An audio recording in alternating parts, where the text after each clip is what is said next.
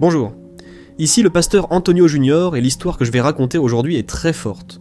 Elle nous montre comment le mensonge ne mène à rien et comment les apparences sont trompeuses. Restez avec moi jusqu'à la fin, car le dénouement de la vie de Jessica apporte une leçon spirituelle que vous devez entendre aujourd'hui. Commençons. Jessica semblait avoir la vie dont toutes les femmes rêvent, ou du moins c'est ce qu'elle montrait chaque jour sur Instagram. Mariée depuis 5 ans avec Rogerio, un directeur de banque très respecté en ville, elle vivait dans une résidence fermée. Elle avait une voiture neuve dans le garage et partait à la plage à chaque jour férié. Ceux qui regardaient les photos de Jessica voyaient des dîners romantiques, avec la légende « Mon amour éternel » ou « Dieu a été trop bon avec moi ». Mais, comme on le sait, ce qui se passe entre 4 murs est souvent bien différent de ce que montre l'écran du téléphone. C'était un mardi pluvieux, de ceux où on a même la flemme de sortir du lit. Jessica était dans la cuisine, en train de finir de préparer le café. L'odeur était agréable, mais l'ambiance à table était lourde.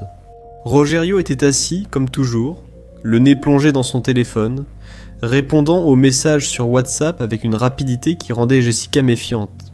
Et alors Jessica le regarda et dit « Bonjour mon amour, tu veux du pain grillé aujourd'hui ?» Rogerio n'a même pas levé la tête et a répondu « Non, je suis en retard. Aujourd'hui à la banque. La journée sera folle avec l'audit qui arrive, je ne peux pas perdre 1 minute. » Il s'est levé rapidement, a bu une gorgée de café noir sans sucre et a déposé un baiser froid sur son front. Ce baiser ressemblait plus à un tampon qu'à un geste d'affection d'un mari. Jessica soupira et dit « Rogerio, tu as oublié que ce soir nous avons le dîner chez ma mère ? C'est son anniversaire. » Rogerio s'est arrêté à la porte, a soufflé et a dit sans patience « C'est vrai. Écoute, je ne sais pas si je vais réussir à arriver à temps. Trouve-lui une excuse. Dis-lui que j'ai eu une réunion tardive. » Et avant qu'elle ne puisse se plaindre, la porte a claqué. Le silence qui régnait dans la maison était assourdissant. Jessica a ressenti cette boule dans la poitrine, cette angoisse qu'on ressent quand on se rend compte qu'on est seul, même en étant marié. La solitude à deux est l'une des pires. Elle a sorti son téléphone et ouvert Instagram. La première photo qui est apparue dans le fil était celle de la voisine Marcella, enlacée avec son mari lors d'un petit déjeuner au lit. À ce moment-là, Jessica a ressenti une pointe de jalousie, mais elle a vite essayé de chasser cette pensée. Elle a pensé « La vie de personne n'est parfaite, mais la sienne était loin d'être bonne. » Jessica préparait chez elle des bonbons et gâteaux pour des fêtes. Pendant qu'elle battait la pâte d'un gâteau au chocolat, son téléphone a émis un bip. C'était une notification de l'application bancaire. Comme leur compte était joint, elle recevait une alerte pour chaque dépense. Et la notification disait « Achat approuvé, 450 réais, parfumerie, élégance. » Le cœur de Jessica s'est emballé. Son anniversaire était loin et elle n'avait demandé aucun parfum. « Est-ce que c'est une surprise pour ma mère ?» pensa-t-elle en essayant d'être optimiste. Aujourd'hui, c'est l'anniversaire de sa belle-mère. Enthousiasmée à l'idée que Rogerio ait pu s'en souvenir et acheter un cadeau pour sa mère, Jessica décida d'envoyer un message. Elle a écrit « Mon amour, j'ai vu que tu es passé à la parfumerie, c'est trop mignon. Ma mère va adorer la surprise. » Et la réponse a mis presque 1 heure à arriver. Lorsqu'elle est arrivée, Foi seca. ce n'est pas pour ta mère, c'est un cadeau pour une collègue de la banque qui prend sa retraite. Ils ont créé une cagnotte ici, j'ai payé par carte et ils ont promis de me rembourser. Jessica a lu cela et a eu un goût amer. Cagnotte de 450 réais. Elle se demanda, quel collègue reçoit un cadeau d'une telle valeur ? Mais elle n'a pas voulu se disputer. Elle a préféré ravaler ses larmes, comme elle le faisait depuis des mois. La journée est passée lentement. Le soir, chez sa mère, Jessica a dû sourire et mentir. Sa mère, Madame Sida, a demandé « Et mon gendre préféré ? Il ne vient pas me faire un câlin aujourd'hui. » Et Jessica a forcé un sourire et a répondu « Maman, il t'a envoyé 1000 bisous. Il était resté coincé dans un audit à la banque. Le pauvre, il travaille trop. » Pendant que tout le monde mangeait du gâteau et riait, Jessica est allée sur le balcon prendre l'air. La vérité, c'est que l'ambiance festive l'étouffait. Elle a sorti son téléphone et a vu que Rogerio était en ligne sur WhatsApp, mais il ne lui avait envoyé aucun message depuis ce matin. Et c'est à ce moment de faiblesse et de solitude que le passé a frappé à la porte. Le téléphone a vibré avec un message privé Instagram. « Tiago avait été le petit ami de Jessica à la fac, mais ils s'étaient séparés quand il était parti vivre à l'étranger. Mais il restait toujours cette question en suspens. Et si ça avait marché? Alors Tiago a écrit « J'ai vu tes stories. Tu es de plus en plus belle. Ton sourire me manque. » À ce moment-là, la main de Jessica trembla. Elle savait qu'il était mal de continuer, étant mariée, mais le manque d'affection est un poison dangereux. Elle a regardé à l'intérieur de la maison, a vu la famille heureuse, s'est souvenue de son mari froid et du parfum coûteux pour cette fameuse collègue de travail. Et sur un coup de tête, Jessica a répondu « Salut, Tiago, ça fait longtemps, merci. » La vie est mouvementée, mais on fait avec. Et puis ils ont commencé à discuter.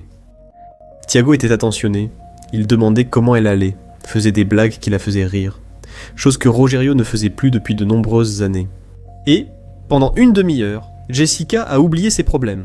Elle s'est sentie désirée, intéressante, mais sa conscience l'a rattrapée quand Tiago a suggéré « Écoute, je suis en ville pour quelques jours.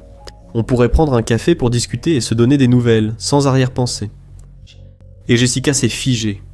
Elle savait que c'était le début d'une pente dangereuse.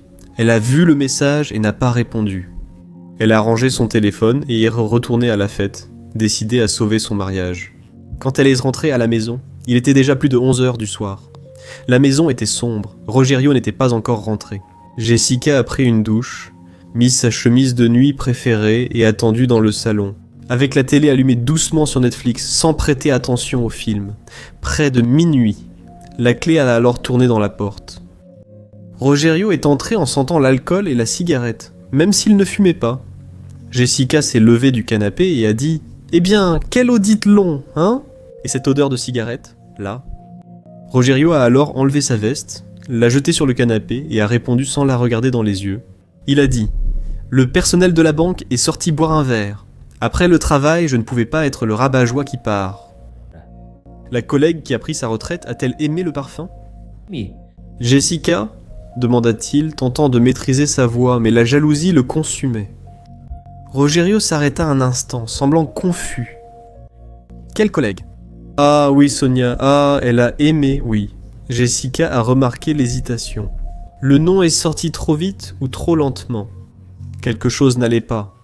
Rogerio est allé prendre une douche. Pendant ce temps, Jessica a vu sa veste sur le canapé.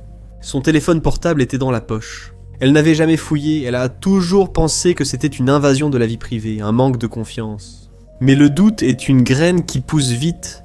Son cœur battait si fort qu'il semblait vouloir sortir de sa bouche. Elle a pris le téléphone, verrouillé par un mot de passe, puis a remarqué un petit papier froissé dans la poche intérieure de la veste. Elle l'a sorti avec précaution pour éviter de le déchirer. C'était un reçu de parking, avec la date d'aujourd'hui, heure d'entrée, 19h30, heure de sortie, 23h45. Lieu, Hôpital Memorial San Lucas. À ce moment, Jessica fronça les sourcils et murmura pour elle-même « Hôpital ». Il a dit qu'il était à l'hôpital, qu'il y resterait 4 heures. Est-il malade et ne veut-il pas me le dire? La colère s'est transformée en peur, la peur de perdre son mari à cause d'une maladie grave. Elle s'est sentie coupable d'avoir soupçonné une trahison et discuté avec Tiago sur Instagram. Rogerio est sorti de la douche en se séchant les cheveux avec la serviette. Jessica était debout, au milieu du salon, tenant le reçu. Rogerio a vu le papier dans sa main et son expression a changé. La couleur a quitté son visage, il est devenu pâle. Jessica a levé le papier et a demandé d'une voix tremblante. « Rogerio, pourquoi es-tu resté 4 heures à l'hôpital ce soir? Tu es malade? Qu'est-ce qui se passe? Rogerio, s'il te plaît, ne me mens pas !» Rogerio a lu le reçu, regardé Jessica et inspiré profondément. Il semblait peser chacun de ses mots. L'atmosphère est devenue lourde. « Jessica, assieds-toi ici », dit Rogerio en montrant le lit d'une voix sérieuse, différente de la froideur précédente. « Je ne voulais pas que tu le saches ainsi, je voulais te protéger, Jessica. » Alors Jessica s'est assise, les jambes tremblantes. « Me protéger de quoi? Parle, je t'en prie. » Tout de suite, Rogerio a pris ses mains étaient glacées, et il a dit « Je ne suis pas malade, ce n'est pas de moi qu'il s'agit. » Alors de qui s'agit-il? Demanda Jessica, imaginant 1000 tragédies. Rogerio baissa la tête, et dit quelque chose qui fit s'effondrer le sol sous les pieds de Jessica. Oui, Alice.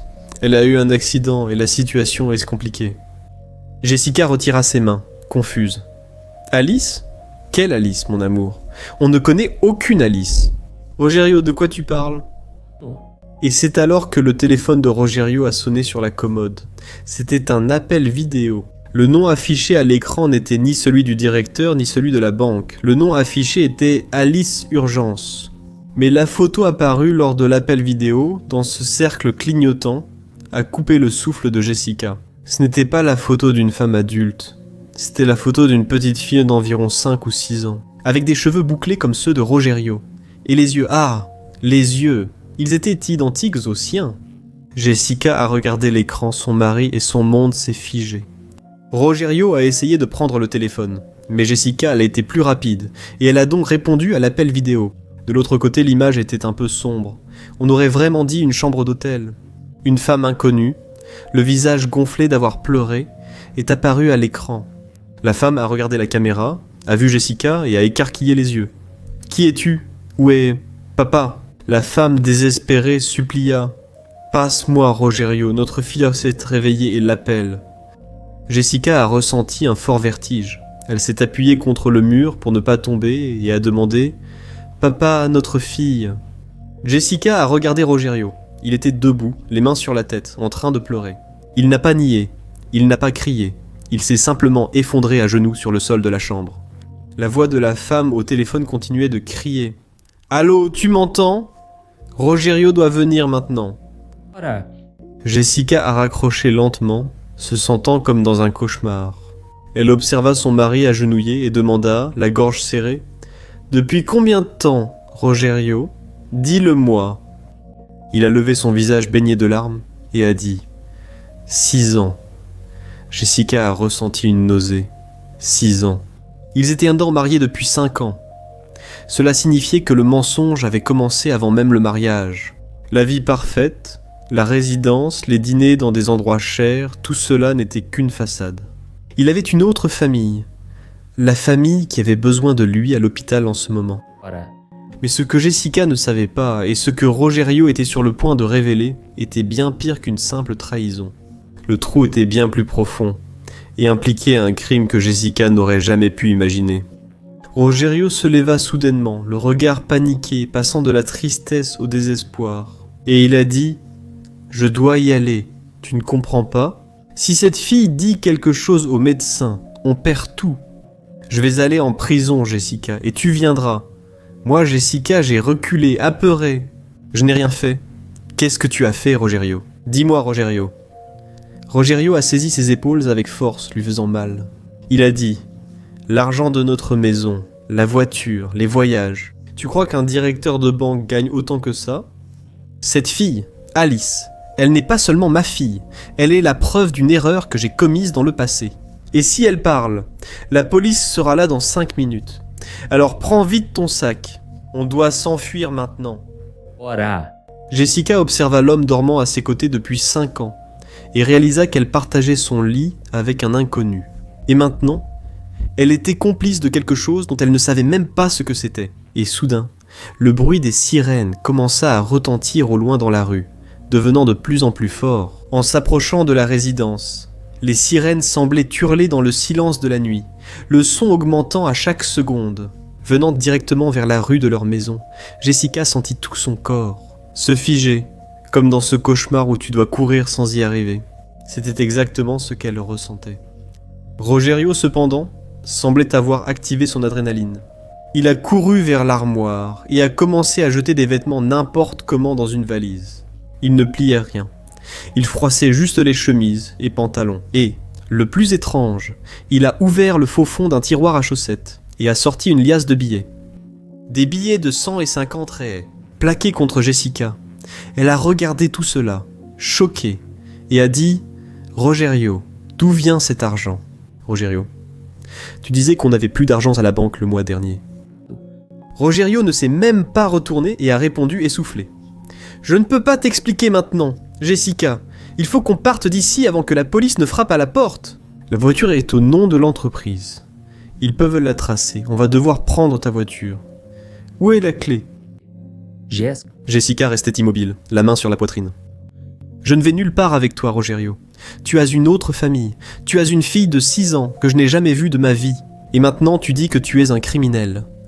Je vais rester ici et je vais tout dire à la police. » Rogerio s'arrêta, laissa tomber la valise, s'approcha et la saisit fermement par les bras, la secouant légèrement. Ses yeux étaient rouges, gonflés, avec une expression de folie que Jessica n'avait jamais vue. Et alors Rogerio a dit « Tu ne comprends pas, femme, ça n'existe pas, je ne savais pas. L'argent que tu as payé, les mensualités de cette maison, ta voiture, tes vêtements chers, les gâteaux que tu vends, tout ça vient du système. Ton nom figure sur 2 sociétés écrans que j'ai créées. Si je tombe, tu tombes aussi. Si je vais en prison, tu iras dans une cellule féminine immonde et tu perdras tout. C'est ça que tu veux. » Arrêté le jour de l'anniversaire de sa mère, Jessica a alors senti son estomac se retourner. Elle a eu envie de vomir des entreprises fictives. Elle signait des papiers pour Rogerio, souvent sans les lire, pensant qu'ils concernaient l'impôt ou la banque. Sa confiance aveugle venait de devenir son propre piège. Le son des sirènes était à la porte de la résidence, les lumières bleues et rouges se reflétaient sur la fenêtre du salon. Rogerio lui prit la main et dit « Allons par la porte de derrière. Il faut que ce soit maintenant. » L'instinct de survie a parlé.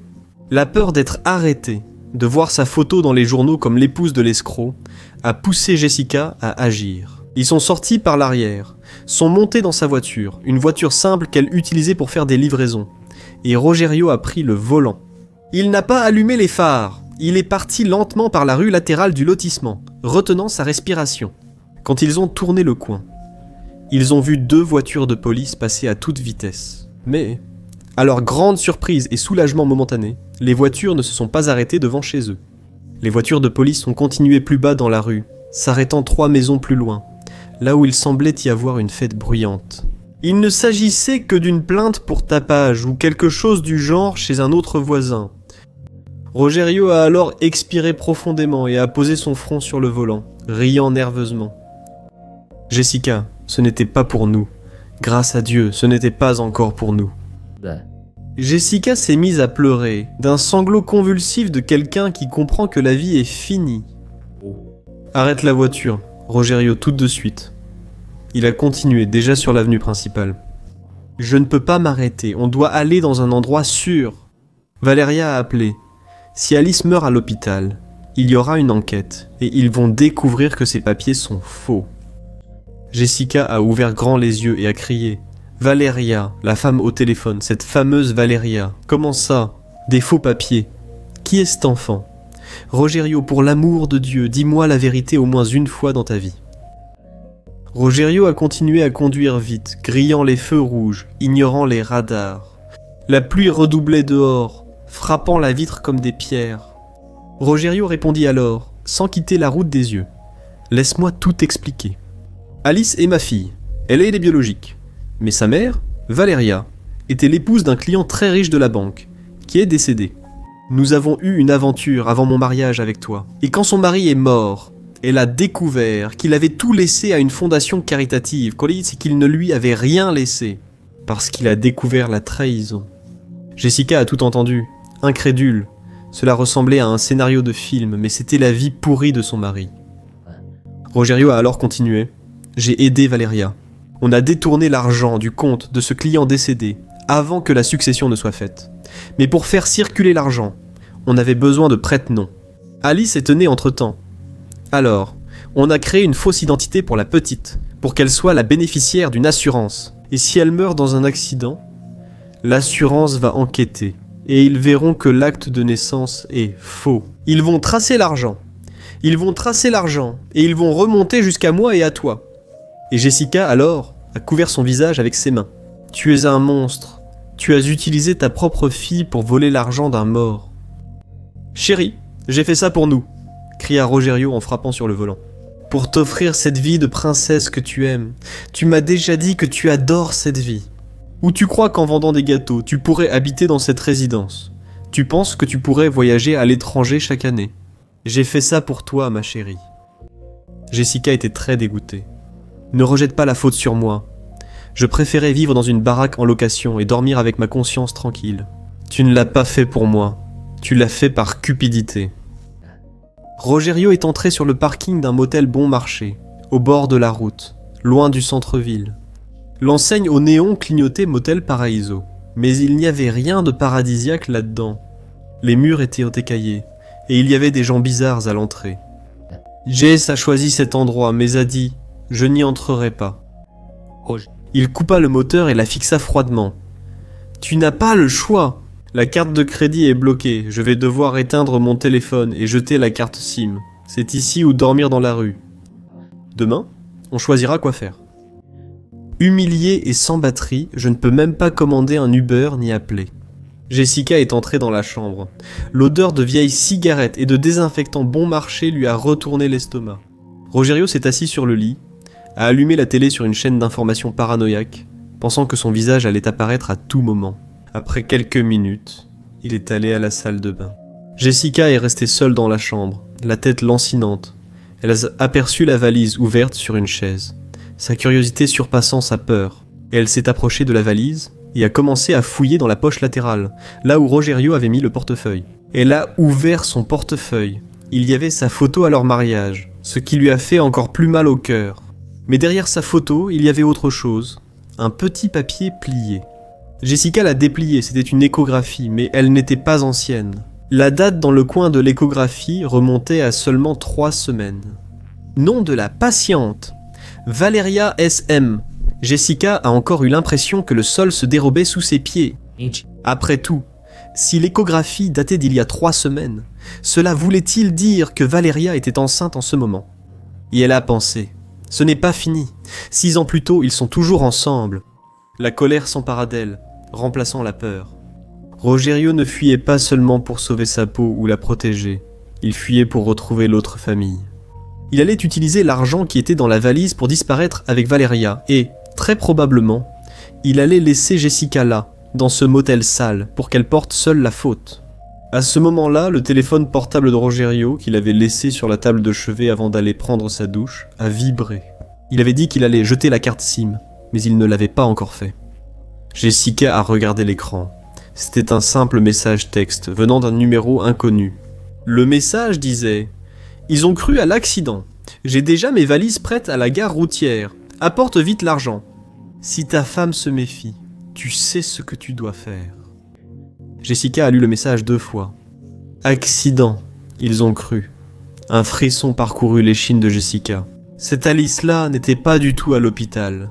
Il n'y avait eu aucun accident. Tout était un coup monté. Ils ont inventé l'histoire de l'hôpital et du risque de prison pour que Rogerio prenne tout l'argent liquide qu'il avait chez lui et s'enfuit. Mais la phrase finale, c'est ce qui l'a terrifié. Si votre épouse... Desconfiar, você sabe o que tem que fazer. Finalement, que signifiait cela? Que devait-il faire avec elle? La porte de la salle de bain s'est ouverte. Rogerio est sorti déjà torse nu, en s'essuyant le visage avec une serviette.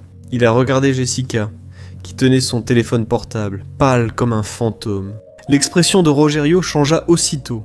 L'homme effrayé et plaintif avait disparu. À sa place, un homme au regard glacé et calculateur est apparu. Rogerio s'est arrêté au centre de la chambre et a demandé d'une voix trop calme. « Jessica, tu as lu le message ?» Jessica fit un pas en arrière, se collant à la porte fermée de la chambre. Elle regarda la poignée, calculant si elle aurait le temps de l'ouvrir et de s'enfuir. « Il n'y a pas eu d'accident, n'est-ce pas, Rogerio ? Dis-moi, Jessica ?» demanda-t-elle, essayant de gagner du temps. « Alice ne meurt pas non plus, n'est-ce pas ? Vous avez tout prévu pour que tu prennes l'argent et partes avec elle. Et moi, Rogerio, qu'est-ce qui allait m'arriver ?» Rogerio a jeté la serviette sur le lit et a commencé à marcher lentement vers elle. « Jessica, tu as toujours été trop curieuse et c'est ton défaut. Je comptais te laisser tranquille. La maison, la voiture. Mais il a fallu que tu fouilles, hein ?» Il était à 2 pas d'elle. Jessica a vu qu'elle ne pouvait pas le battre par la force physique. Elle devait être maligne. Elle, Rogerio attend, dit-elle en levantant la main. Je ne me soucie pas de l'argent, tu sais. Tu peux tout prendre. Je veux juste partir, s'il te plaît. Je promets que je ne dirai rien à personne. Rogerio sourit, un sourire triste et effrayant. Il a dit, le problème, c'est que Valeria ne te fait pas confiance. Et maintenant que tu sais pour sa grossesse, les choses sont devenues encore plus compliquées. Il s'est alors avancé pour attraper son bras. Jessica a agi impulsivement. Elle a saisi la lourde lampe en verre qui se trouvait sur la table à côté et a tourné son corps de toutes ses forces, frappant de plein fouet la tête de Rogerio. Le bruit du verre brisé a été très fort. Rogerio a crié de douleur et a mis ses mains sur son visage, titubant en arrière et tombant assis sur le lit. Du sang a coulé sur son front. Jessica n'a pas attendu pour vérifier son état. Elle a tourné la clé dans la porte. Ses mains tremblaient tellement qu'elle a failli laisser tomber la clé. Elle a ouvert la porte et a couru dans le couloir froid du motel, vers la pluie, vers l'obscurité de la nuit. Elle a couru vers sa voiture, mais lorsqu'elle a mis les mains dans la poche de son sweat, elle a compris son erreur fatale. La clé de la voiture était restée sur la table, dans la chambre, à côté de son mari. Furieuse, Jessica était seule, dans un endroit désert, sans voiture et sans téléphone portable, fuyant un homme qu'elle avait découvert être un véritable psychopathe. Elle a couru vers la réception du motel, mais les lumières de la cabine étaient éteintes. C'est alors qu'elle a vu les phares d'une voiture entrer dans la cour du motel. Une voiture noire, luxueuse, avec des vitres teintées. Jessica a pensé à demander de l'aide, mais quelque chose l'a arrêtée. La voiture s'est arrêtée exactement devant la chambre où ils étaient. La porte du conducteur s'est ouverte. Une femme était descendue, blonde, élégante, portant un manteau coûteux, mais avec un ventre de femme enceinte bien visible. C'était Valeria. Elle n'était pas du tout à la gare routière. Elle était là, et elle n'était pas seule. De la banquette arrière, un homme grand et fort est descendu portant une veste en cuir. Il tenait quelque chose dans la main, qui brillait sous le reflet des rares lumières de l'endroit. Ça ressemblait à une arme. Jessica s'est cachée derrière un pilier en béton, retenant son souffle, sentant son cœur battre dans sa gorge. Elle a entendu la voix de la femme. Valeria a dit à l'homme armé « Entre là, le plan a changé. Si elle est avec lui, finissons avec eux deux. L'argent doit être seulement à nous. » Jessica s'est couverte la bouche avec les mains pour ne pas crier. La trahison était double. Valeria n'allait pas s'enfuir avec Rogerio. Elle allait voler Rogerio. Et Jessica n'était qu'un dommage collatéral qui devait être éliminé. La pluie battante étouffait le bruit des grillons dans ce coin perdu, mais elle ne parvenait pas à étouffer le son de la terreur qui était sur le point de commencer. Jessica, recroquevillée derrière le pilier en béton, vit l'homme en veste de cuir faire un signe à Valeria et donner un coup de pied. La porte de la chambre 14, où Rogerio saignait sur le lit, Jessica se boucha les oreilles aussitôt. « Où est de l'argent, Rogerio ?» La voix grave de l'homme résonna dans la cour vide. « Donne-le tout de suite ou je t'efface. » Et il a dit « Ce n'est pas avec moi, c'est ma femme folle qui l'a pris. Elle a pris la clé de la voiture. » Rogerio cria, mentant désespérément pour gagner du temps. C'était un lâche, mais il était rapide d'esprit. Dehors, appuyée contre le capot de la voiture de luxe, Valeria a crié, impatiente. Il ment. La valise est sur la table. Finis-en vite et partons. J'ai la nausée. Et Jessica a vu l'opportunité de sa vie, mais c'était une opportunité folle. Valeria fixait la porte ouverte de la chambre, attendant de voir le corps de Rogerio être traîné ou l'homme sortir avec l'argent. Sa voiture, ce SUV noir importé, avait le moteur qui tournait silencieusement, les feux de croisement éclairant la flaque d'eau sur le sol. La porte du conducteur était entr'ouverte et la pensée de Jessica fut rapide. Soit je monte dans la voiture, soit je meurs. Si cet homme trouvait l'argent, la prochaine étape serait de la chercher dans la cour pour ne laisser aucun témoin. Alors que des bruits de coups et d'objets cassés venaient de la chambre, Rogerio semblait se battre pour sa vie. Jessica inspira profondément. Enlève ses chaussures pour ne pas faire de bruit sur l'asphalte mouillé et court. Elle courut accroupie, utilisant les ombres. Valeria était de dos, la main sur son ventre de femme enceinte, pestant contre le retard de son complice. Quand Jessica arriva à la porte du conducteur, son cœur battait si fort que ses côtes lui faisaient mal. Elle se jeta sur le siège en cuir caramel. L'odeur d'un parfum coûteux envahit ses narines. Au moment où elle tira la porte pour la fermer, le bruit fit se retourner Valeria. « Hé, qui es-tu » Valeria ouvrit grand les yeux en voyant l'épouse trompée au volant de sa voiture. « Bruno, elle est ici dans la voiture. » Valeria a tenté de se jeter devant la voiture, frappant le capot. « Sors de là, sale garce, sors de ma voiture !» Dans la chambre, l'homme appelé Bruno a entendu les cris. Il a lâché Rogerio, qui était étendu par terre, livide et haletant. et il a couru dehors. Avec l'arme à la main, Jessica a vu l'homme pointer son arme en direction du pare-brise. La panique l'a poussée à agir par instinct. Elle ne savait pas bien conduire les voitures automatiques, mais savait que D signifiait conduire et a appuyé sur l'accélérateur. Elle n'a pas appuyé à fond. La voiture, trop puissante, a fait un bond en avant. Valeria a dû sauter sur le côté, tombant assise dans la boue, pour ne pas se faire écraser. Pá! 2 coups de feu ont retenti. Le premier a touché la carrosserie. Le second a brisé la vitre arrière, projetant des éclats de verre sur toute la banquette arrière. Jessica a crié en baissant la tête sur le volant, mais elle n'a pas levé le pied. La voiture a crissé, le pneu a hurlé. Elle est sortie de ce parking de motel en faisant crisser le caoutchouc, et a rejoint la route sombre, manquant de déraper sur la chaussée mouillée. Elle a regardé dans le rétroviseur cassé, personne ne la suivait. Ils étaient à pied. Maintenant. Jessica a conduit pendant 20 minutes, sans réfléchir, tremblant de façon incontrôlable. Les larmes coulaient, mêlées à la sueur froide. Elle venait tout juste de s'échapper, Dieu merci. Mais où allait-elle ? Elle était dans une voiture volée, poursuivie par des tueurs, et son mari, l'homme avec qui elle avait partagé son lit pendant 5 ans, était probablement mort ou retenu prisonnier dans cette chambre. Adrenalina. Jessica s'est penchée et la réalité l'a frappée. Elle avait besoin d'aide. Le tableau de bord de la voiture a bipé. Carburant en réserve. Non, non, non, s'il te plaît, Dieu, pas maintenant. Jessica a commencé à pleurer, frappant le volant. Valeria et Bruno ont roulé longtemps avant d'arriver ici, mais n'ont finalement pas fait le plein. Jessica a aperçu une station-service ouverte 24 heures, sur 24 à 1 km, sa seule chance. Elle est entrée dans la station, s'est arrêtée loin des pompes, dans une zone d'ombre, près du garage de pneus fermés. Elle a coupé le moteur et est restée là, dans le noir, écoutant sa propre respiration. Elle a regardé sur le côté et a vu le sac de Valeria sur le siège passager et a pensé « Son portable doit être là.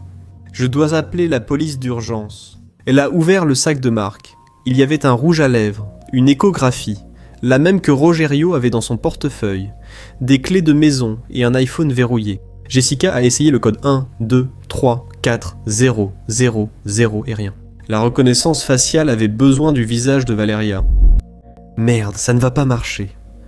Jessica a lancé le portable sur le siège et a senti un papier épais au fond du sac. Ça ressemblait à une enveloppe. Elle l'a tiré, c'était une enveloppe brune, sans nom, et à l'intérieur il y avait des passeports. Jessica a ouvert le premier. La photo était celle de Rogerio. Mais le nom n'était pas Rogerio Silva. Le nom était Antonio Carlos Menezes. Jessica a ouvert le deuxième passeport. La photo était celle de Valeria. Le nom était Claudia Menezes. Jessica a froncé les sourcils. Des passeports faux. Mais ce qui l'a vraiment choqué, c'est ce qui se trouvait avec les passeports. Une coupure de journal pliée, ancienne, jaunie. Et le titre disait « Un couple d'arnaqueurs recherchés dans le sud du pays disparaît après avoir escroqué des retraités de plusieurs millions. » La photo dans l'article était granuleuse, en noir et blanc, datant d'il y a une dizaine d'années. Aucun doute, c'était Rogerio et Valeria, plus jeunes. La légende disait « Antonio et Claudia sont accusés d'avoir trompé des personnes âgées, en promettant de faux investissements, et ont disparu avec plus de 5 millions de réais. » Jessica sentit son estomac se nouer. Ce n'était pas seulement à cause du client riche de la banque récemment décédé. Alice et Valeria n'étaient pas des cas récents. Rogerio n'était pas un directeur de banque honnête corrompu, mais un criminel professionnel depuis longtemps. Il a épousé Jessica. Il a utilisé son nom sans tache pour blanchir de l'argent, créer des sociétés écrans et s'installer en ville avec une nouvelle identité d'homme de famille respectable, tout en gardant sa complice de crime près de lui. Jessica avait été utilisée depuis le premier jour. Le mariage, l'affection, ses voyages coûteux, tout faisait partie d'un déguisement pour qu'il puisse se cacher de la police fédérale. Soudain, quelqu'un a frappé à la vitre de sa fenêtre. Jessica a poussé un cri très fort, sautant sur le siège. C'était le pompiste de la station, un monsieur avec une casquette, l'air inquiet. « Mademoiselle, tout va bien ici ? La vitre arrière est brisée, on dirait une trace de balle. Je dois appeler quelqu'un. » Jessica a baissé la vitre, juste d'un doigt. « Non, monsieur. S'il vous plaît, n'appelez personne. C'était une tentative de vol sur la route. Mais j'ai pu m'enfuir. » Le pompiste a regardé avec méfiance la voiture de luxe et cette femme échevelée, pieds nus et pâle à l'intérieur. « Mademoiselle, La police routière s'est arrêtée ici il y a peu de temps pour prendre un café. La voiture de patrouille est là-bas, dans la boutique de la station-service. Le mieux serait que vous alliez leur parler. Jessica a regardé la boutique de la station-service où une voiture de police était garée avec 2 policiers à l'intérieur. Ils mangeaient et regardaient entre une télévision accrochée au mur. Jessica pensa « C'est mon salut. Je vais y aller, leur montrer la coupure de journal et tout raconter. » Elle a ouvert la portière et est sortie, sentant le sol froid sous ses pieds nus. Elle a marché vers la supérette, tenant l'enveloppe avec les preuves contre Rogerio. Mais quand elle s'est... En s'approchant de la porte vitrée automatique, elle a entendu la nouvelle à la télévision. Le volume était fort. La journaliste affirmait avec urgence que cela venait d'être confirmé. Le corps de l'homme d'affaires Humberto Souza a été découvert enterré dans le jardin de sa maison de vacances. Le principal suspect est son directeur financier, Rogerio Silva, qui est en fuite. Jusque-là, Jessica s'y attendait, mais la journaliste a continué. La police enquête également sur l'épouse de Rogerio, Jessica Silva, désignée comme complice et instigatrice intellectuelle du système. Des témoins affirment qu'elle gérait les comptes des sociétés fictives utilisées pour le détournement. Un mandat d'arrêt préventif a été délivré contre le couple. Si vous voyez cette femme, faites attention, elle peut être armée et elle est dangereuse. La photo de Jessica, prise sur Instagram lors d'un dîner, est apparue sur le grand écran de la télévision. Maintenant, cette photo était celle d'une personne recherchée par la justice. Jessica s'est figée sur place. Mentor intellectuel, Rogerio avait tout fait à son nom.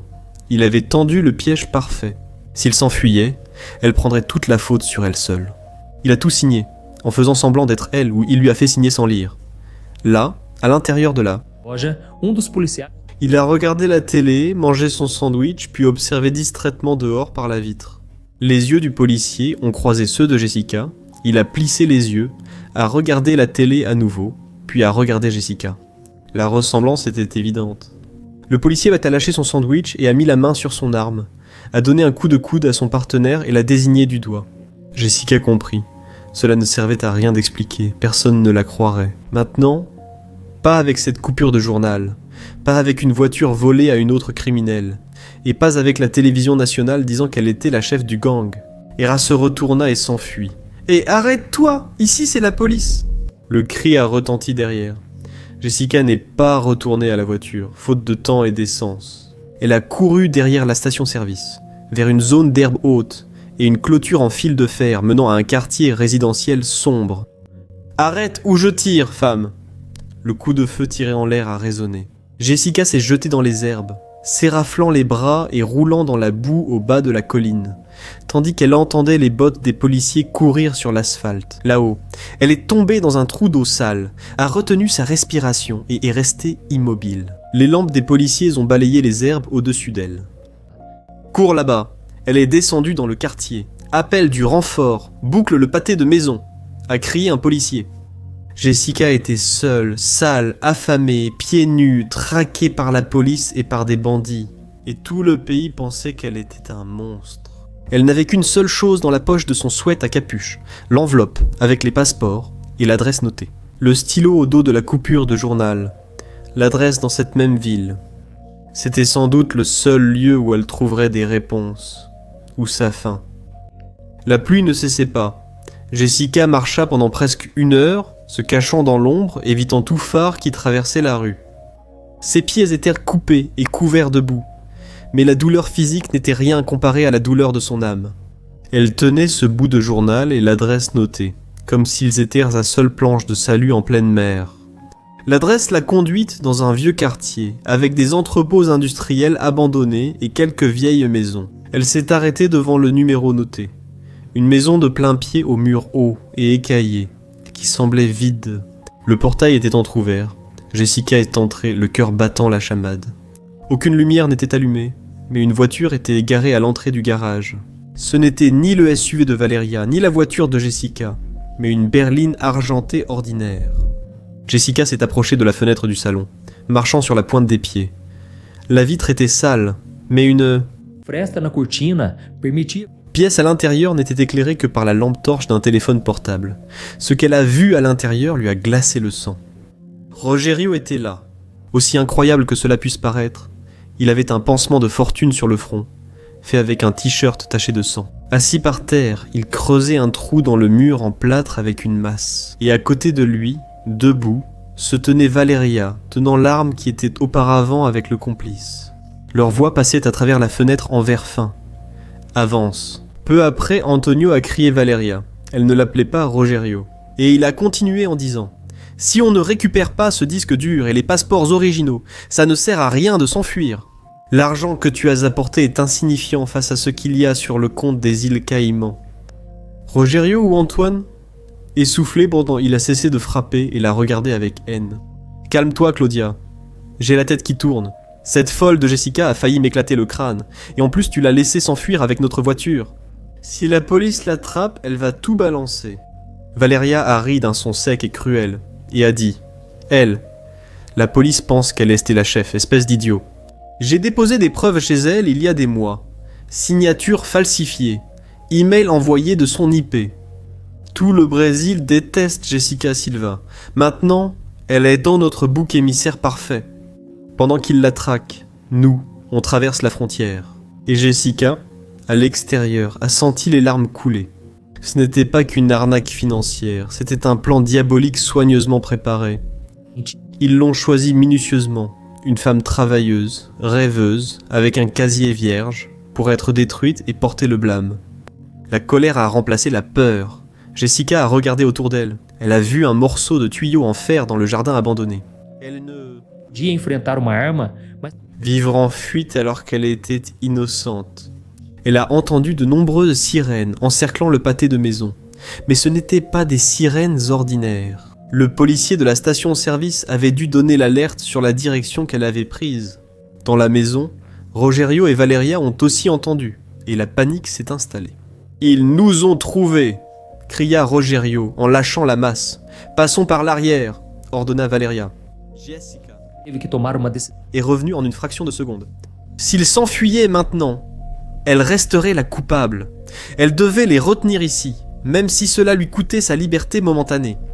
Jessica a couru vers le garage et, avec une force insoupçonnée, a poussé le vieux portail en fer, provoquant un bruit assourdissant, en le fermant et en le verrouillant, avec le loquet rouillé de l'extérieur. Ensuite, elle a pris le tuyau en fer et l'a glissé à travers les barreaux, bloquant la sortie. « Qui est là ?» cria Valeria. De dentro. Jessica a couru au milieu de la rue, sous la lumière du lampadaire, sous la pluie torrentielle. Elle a vu les gyrophares de la police au coin de la rue, et au lieu de fuir vers la forêt, Jessica a levé les mains. « Ici, ici, je suis ici !» cria-t-elle d'une voix rauque, en pleurant. 3 voitures de police se sont arrêtées brusquement. Les policiers sont sortis, armes pointées, mains sur la tête, allonge-toi. Maintenant, Jessica s'est agenouillée sur l'asphalte mouillé, a croisé les doigts derrière la tête et a crié. « Ils sont dans la maison, les vrais coupables sont dans la maison, ils sont armés, faites attention !» Le policier a couru vers elle et l'a menottée violemment, en appuyant son visage contre le sol sale. « Vous êtes en état d'arrestation, Madame Jessica. Vous avez le droit de garder le silence. » Menottée, Jessica a vu l'escouade tactique défoncer la porte de la maison. Il y a eu des cris, un bruit de coups de feu étouffés, puis le silence. Quelques minutes plus tard, Rogerio et Valeria ont été traînés dehors. Valeria insultait et criait qu'elle était enceinte, ce qui était un mensonge, car son ventre était rembourré. La fouille policière a rapidement révélé que Rogerio pleurait comme un enfant, accusant sa femme. Quand Rogerio a passé la voiture de police où Jessica était attachée à l'arrière, leurs regards se sont croisés. Il a tenté de dire « Jessica, pardonne-moi mon amour ». Jessica l'a juste regardé, le visage couvert de boue et de sang séché, puis a détourné les yeux. L'homme qu'elle aimait n'a jamais existé. Mais l'histoire ne s'est pas terminée cette nuit-là. La vie réelle n'est pas un film où les crédits défilent et où tout se résout de façon magique. Jessica a passé 3 mois en détention provisoire. Ce furent les pires jours de sa vie. Elle a dormi sur le sol froid. Elle a mangé de la nourriture. Elle a été menacée par d'autres détenus qui pensaient qu'elle avait volé des retraités. Et même si elle était innocente, la bureaucratie était lente. Elle a perdu sa maison en copropriété, achetée avec de l'argent illicite, puis saisie par la banque. Elle a perdu sa voiture. Elle a perdu tous les amis qui venaient à ses dîners et qui ont disparu. Lors du premier scandale, sa famille a eu honte dans la ville, mais l'expertise a confirmé que les signatures étaient fausses. Le témoignage du vrai Bruno, qui était le complice et qui a été arrêté quelques jours plus tard, a révélé tout le plan d'Antonio et de Claudia. Et le jour du jugement final, 6 mois plus tard, Jessica a été acquittée de toutes les accusations. Rogerio a pris 18 ans de prison, Valeria 22. Jessica est sortie du tribunal libre, mais sans rien, juste un sac de vêtements offert par sa mère. Aujourd'hui, 2 ans après, Jessica n'habite plus dans une résidence de luxe. Elle vit en location dans un quartier modeste et a repris la vente de gâteaux dans la rue et lors de petites fêtes. Elle ne publie plus cette vie parfaite sur Instagram, son profil est privé, réservé à la famille. Parfois, la solitude se fait sentir, parfois elle se réveille effrayée la nuit. Les marques de trahison et de prison ne s'effaceront jamais totalement. Hier, en préparant un gâteau à la carotte chez elle, Jessica a vu le soleil éclairer le trottoir par la fenêtre. Elle a inspiré profondément et a souri. Un vrai sourire, pas pour la photo. Elle n'avait ni mari idéal, ni voiture neuve, ni argent volé, mais elle détenait la vérité. Elle pouvait dormir tranquille, sachant que ce qu'elle gagnait maintenant, chaque centime, était le fruit de son travail et de son honnêteté. Sa vie n'était plus digne d'Instagram, mais, pour la première fois, elle était réelle. Écoute, quelle histoire. Je sais que tu es arrivé ici et que tu es touché. Voir la vie de Jessica bouleversée par la méchanceté de ceux en qui elle avait confiance serre presque la gorge. Cette histoire, mes frères, nous donne un sérieux avertissement spirituel sur le danger des apparences et la cupidité. Aujourd'hui, nous vivons à l'ère de la vitrine, n'est-ce pas ? Tout le monde veut montrer qu'il est heureux, qu'il a réussi et qu'il est béni sur les réseaux sociaux. Rogerio a construit toute une vie basée sur le mensonge pour soutenir un luxe qu'il ne pouvait pas avoir, honnêtement. Et Jessica, même sans le savoir, a fini par être éblouie par ce confort, sans en questionner l'origine, parce que cela comblait une vanité ou une fausse sécurité. Et le Seigneur Jésus lui-même a dit là dans Luc, chapitre 12, verset 2, qu'il n'y a rien de caché qui ne doive être découvert, ni de secret qui ne doivent être connus. Ça ne sert à rien de faire semblant d'être ce que nous ne sommes pas. Le mensonge, et quand il s'effondre, la chute détruit tous ceux qui sont autour. Rogerio pensait qu'il était malin, mais il a fini par détruire sa propre vie et celle de ceux qu'il disait aimer. Et quelle leçon difficile pour Jessica, n'est-ce pas ? Elle a perdu tout ce que le monde valorise. Argent, statut, réputation, pour découvrir la valeur de la vérité. Dieu permet parfois la perte du faux pour nous apprendre à valoriser le vrai. Elle est allée en prison, elle a été humiliée, mais elle en est sortie avec la conscience tranquille. Et peut-être que vous vivez une... de aparências hoje. Talvez. Vous maintenez une relation, un emploi ou un statut au prix de mensonges ou de dettes que vous ne pouvez pas payer juste pour faire plaisir aux autres. Et mon conseil pour vous est celui-ci. Sortez de cette prison avant qu'elle ne s'effondre sur vous. Mieux vaut une maison simple avec la paix du Christ et la vérité qu'un palais bâti sur le mensonge. N'enviez pas la vie parfaite des autres sur Internet. Vous ne savez jamais quelle douleur et quel péché se cachent derrière ces sourires. Alors, apprécie ta paix, ton honnêteté et ta vraie famille, avec tous ses défauts. À la fin, quand les masques tombent, seuls demeurent ceux fondés sur le rocher. Amen.